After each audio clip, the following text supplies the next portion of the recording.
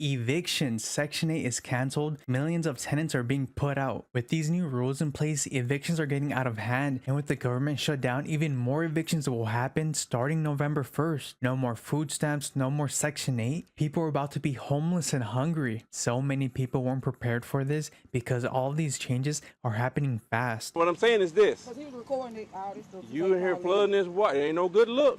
And the nightmare it becomes when you have to evict the tenant who knows what they're doing. I'm talking about you are about to be paying rent like everybody else. The new leases renewal, contract expirations, new vouchers issuance might be delayed or paused. On top of the food stamp getting cut, Trump is cutting 43% of the Section 8 housing. This is insane. This evicted tenant tried to flood the property after she got told to leave. You can put my name in right now and pull it up. Yeah. No, what I'm saying is this. Because he was recording all this stuff. You in here flooding this water. It ain't no good look. I can't even get back in there. Okay, but listen, I forget all that. That's what I'm saying. I ain't here to argue with you. Yeah, I'm just saying what people would see. People would see, hold on. People would see me leave and lock up. People would see me. When I leave, I ain't even I'm not back. saying, all I'm saying is, you listen. Ain't no police stupid, ain't no judge stupid. All they gonna see is me leave, okay? I come back, the door back open, you in the backyard, all the water is on in the house. Pulling my grill out the backyard. I can't get in the house. Okay. Literally, I literally, right here, you can see the grill is right here. I'm pulling the grill. That's the only thing I do. I literally just call her to come help me. I'm screaming from the backyard saying, come help me with the grill. I can't get it. So, no, sir. So the water just came on by itself. I'm going to be honest with you. I cannot get in. How can I get in? I don't have a key. Literally. Did you see who opened it? Ain't no door open. Ain't no. Did you see who opened this? I opened After I it. left. I opened it. Oh, so you opened it? Yeah, because I thought my deep freeze was still in there. Okay, so who opened it? I opened this garage just to see if my deep freeze still in there. But it's not. But when I just went to the back, as you can come right here. Let me ask you something. Okay, but listen, son. This is all I'm trying to do this peacefully. I'm trying to make sure. I understand, but I just want you to know I did not go back in there. Okay. If a person robs a bank and they catch him robbing the bank, listen, exactly he's going to say it wasn't me. But what do you think was going to do? Do you think right now? Hold on. Listen, I want you to be honest with yourself. You can talk all day. If I call the police right now and say that you went back in there and you did all this damage, but how can I go back in and y'all just change the law? What you think gonna happen now? What you think gonna happen? Nah, I can't. You gotta unscrew it. I thought y'all lived a deep freeze. What you think gonna happen? I know what's probably gonna happen. Exactly. You gonna do all the talking about. You don't know. It's some mystery. Some ghost person went into the house. I don't have no idea, Your Honor. I don't know. We see on video, Mr. Penn locks it up, and somehow 2 minutes later, all the water's on, the door's open. It was a ghost, Your Honor. The door open. That door not open. Okay, but what I'm saying is, listen, we know what happened. All I'm saying is don't do it again is all I'm saying. Leave it alone. You understand? Just leave it alone. That's all I'm saying. You get me? So who opened you? You must just open this door. Just leave it alone is all I'm saying. It was just locked. Cutting on water, trying to do damage. Because you don't want to be in jail because it's all on video and the judge is not stupid. And I'm happy I was sitting in my... That sounds good to you coming out your mouth. But down there in 201, it don't sound good. It's a camera. My light's still on. I can get it on video. Ain't no way in here they gonna see me going back in their house. But I understand what you're saying too, but that's a camera. Now I'm gonna go lock it back up. I'm just saying, be reasonable. Huh? Can I get that cord in the account? Yeah, go ahead. So they get you arrested quick, especially this company. And it happens a lot, so it's hard to say you didn't do it because everybody does it, and then they say they didn't do it. You see what I'm saying? Huh? I feel happy that camera was out. That's crazy. All the time, so it's my proof. What? They careful. Oh, come on now. You like a child. I'm gonna tell you what I did one time. I was 5 years old. My parents had some paint in the bathroom. That brown color yours too? I went in the bathroom, took the paint the whole bathroom. I was covered in paint. And when they asked me who did, I said, I ain't doing it. They said, you got paint. It was obvious. You got paint on you. It was obvious. It was obvious. Exactly. It's obvious. Okay, so let me give you a heads up. I'm going to call the management company and tell them what happened. What they're going to probably do is call the police and the police out here. So I would advise, don't be in there when the police show up. I ain't going back in there. Ma'am, I'm just telling you, ma'am. Okay, I'm not going back in there. You ain't got to. Okay, thank you, okay? Thank you. All right, y'all take it easy. Why is it that when people get evicted, they do absolutely everything except pay the damn bill? After she got all of her things, all of her belongings, she went back and tried to turn on all the water so the property could get flooded? How do people come up with these ideas? The crazy part about all of this is how was she able to walk away? They should have called the police on her. If you're enjoying the video, make sure to give it a like and subscribe for more content like this. This Section 8 tenant refused to pay the first month's rent and continue to try to abuse the system. Check out this beauty. And the nightmare it becomes when you have to evict the tenant who knows what they're doing. Okay, I know you guys love to hear the nightmare stories. So this was a lady that moved down here from New Jersey and got Section 8. You earn my tax dollars paying for that house. So at this point, Section 8 is paying probably 80% of her rent, and she is paying the other 20%. Well, from day one, she stops paying her 20%, which means as the landlord, I can evict her, which I'm going to. But you know, I work with people, and so I'm working with her. Well, fast forward, this has been about 6 months, and she has never paid a dime, and we're going through the process of evicting her. So when someone stops making payments, you have to send them a letter, give them a chance to catch it up. Then you file for eviction. What that entails is they get a letter from the sheriff, then the sheriff shows up and says, hey, you've got to be in court on this day. You go to the court, all right? Magistrate, usually within, I don't know, 45 days. Well, they go to the magistrate, they show up, they're meeting with legal aid. Legal aid asks for a continuance. So they push it back another 30 days, right? Again, this lady's good. 30 days goes by, you show up, the magistrate does what the magistrate does, and they rule in your favor because, of course, you've got all the right paperwork, blah, blah, blah.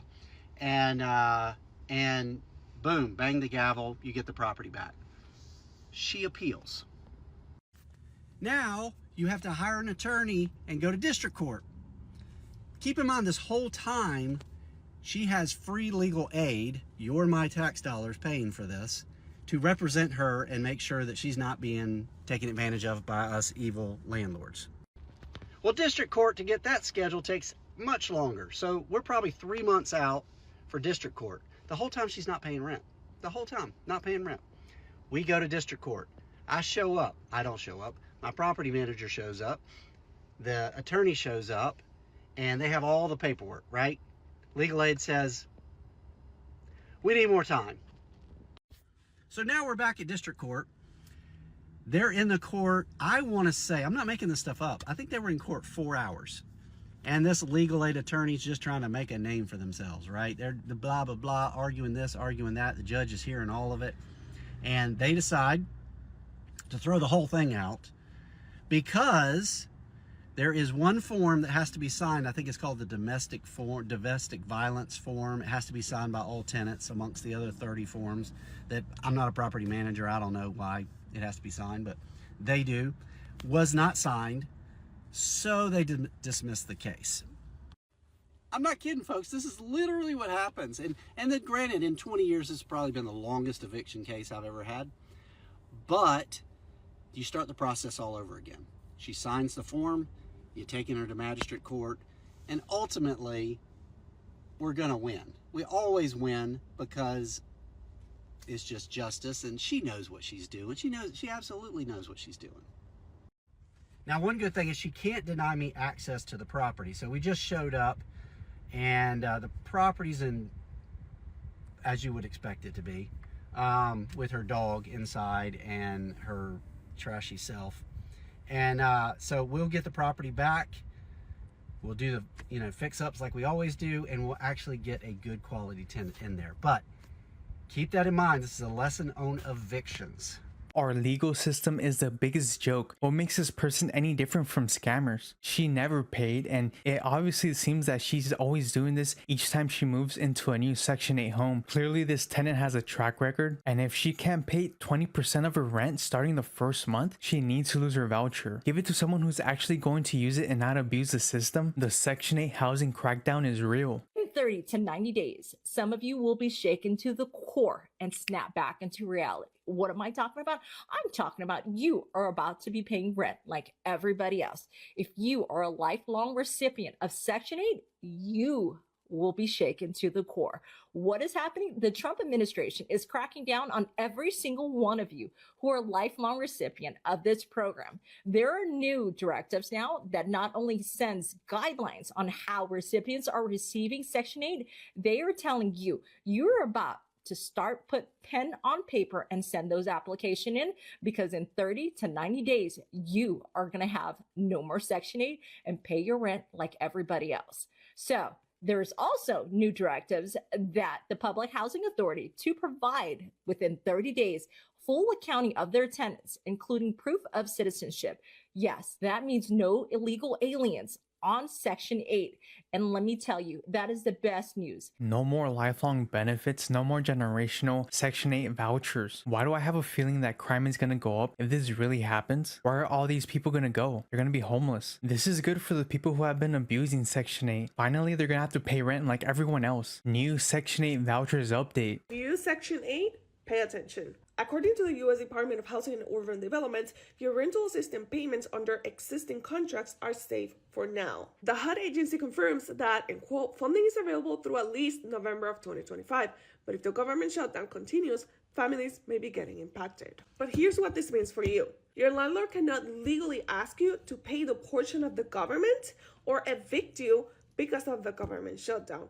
And yes, you still need to pay your portion of the rent. However, and this is important, the HUD agency warns that if the shutdown extends past November, the new leases renewal, contract expirations, new vouchers issuance might be delayed or paused. So what should you do? Stay in touch with your housing authorities and make sure that you know when your lease and vouchers are expiring. Collect important documentations, either the copy of your lease, your voucher, or any information coming from your housing authorities. Lastly, become familiar with your tenant's rights in case your landlord tries to evict you or raise your rent, citing the shutdown. I'll keep tracking these and will bring you updates if the situation changes. So many Section 8 tenants are going to use this as an excuse not to pay their portion of the rent. Even though the government is shut down, of course, they're not going to be able to pay their part, but the tenant still has to pay their portion. I have a feeling that a lot of people are going to use this as an excuse to stop paying their rent. This is not going to be good. A lot of people are going to end up losing their vouchers for getting greedy. Remember when the Rona happened and people stopped paying their mortgage? The banks didn't care. They wanted their money. The same thing's going to happen.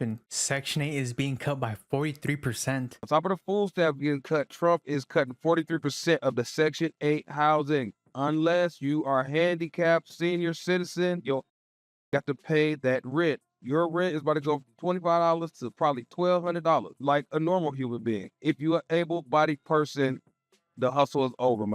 Trump is putting an end to that.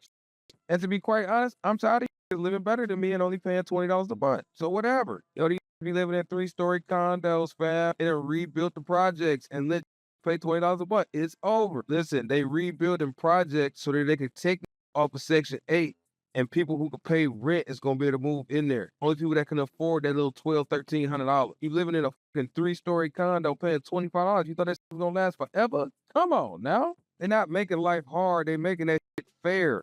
It's unfair for anybody to be paying that while other people's out here paying $1,500 to $2,500 a month for rent. You can't get away with it no more. I've always hated it, and I don't give a... Section 8 should be for the elderly, those with disabilities, not for those that are able-bodied and just want an easy ride. People are just tired of the Section 8 abuse. Everyone's paying thousands of dollars in rent, while those that abuse Section 8 are just paying a couple $100 a month. How is that fair? People who absolutely need the help should get it, but everyone else that can work should be working. Click on the video on your screen right now and see food stamp meltdowns. A Karen tried to fight a cashier outside the store after her EBT card declined.